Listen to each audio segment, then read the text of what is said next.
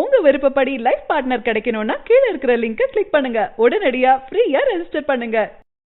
சீமான் அவர்கள் பார்த்தீங்கன்னா, இப்ப அரசியல்ல ரொம்பவே நாட்டம் காமிச்சிட்டு இருக்காருங்க. ஸோ அரசியல் பணிகள்ல ரொம்பவே ஈடுபாடோட இருக்க சீமான் அவர்கள் பார்த்தீங்கன்னா, கடைசியா தமிழ் சினிமால பார்த்தீங்கன்னா, வாழ்த்துக்கள் அப்படின்ற ஒரு படத்த டைரக்ட் பண்ணாரு. ஸோ அதுக்கப்புறம் பார்த்தீங்கன்னா, அவரு எந்த ஒரு படத்தையும் டைரக்ட் பண்ணல. முழுக்க முழுக்க அரசியல்ல இறங்கிட்டாரு அப்படின்றது நம்ம எல்லாருக்குமே தெரியுங்க. ஸோ இடையில பார்த்தீங்கன்னா, அவர் ஏகப்பட்ட படங்கள்ல கெஸ்ட் ரோல் அப்பியரன்ஸ் குடுத்துட்டு இருந்தாரு.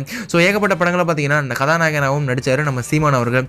ஸோ இப்போ நடிப்பு, டைரக்ஷன் எல்லாத்தையும் விட்டு முழுக்க முழுக்க அரசியல்ல மட்டுமே இருக்காரு நம்ம சீமான் அவர்கள். ஸோ இந்த நிலையில பார்த்தீங்கன்னா, சீமான் அவர்கள் மறுபடியும் பார்த்தீங்கன்னா ஒரு படத்தை டைரக்ட் பண்ண போறாரு அப்படின்ற மாதிரியான அப்டேட் வந்துச்சுங்க.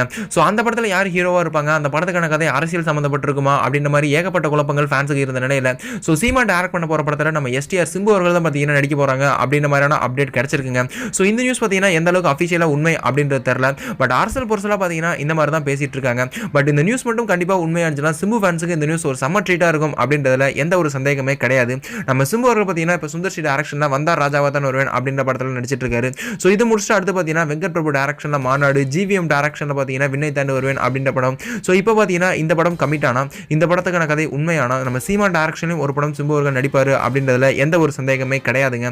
ஸோ அரசியல்ல இருந்து பார்த்தீங்கன்னா டைரக்ஷனுக்கு வராரு நம்ம சீமான் அவர்கள். இந்த நிலையில் இருக்கும்போது பார்த்தீங்கன்னா சினிமால இருந்து நம்ம உலக நாயகன் கமலஹாசன் மற்றும் ரஜினிகாந்த் இவங்க பார்த்தீங்கன்னா சினிமால இருந்து பார்த்தீங்கன்னா அரசியல்ல நாட்டம் காட்ட ஆரம்பிச்சிருக்காங்க அப்படின்றதும் நமக்கு தெரியுங்க.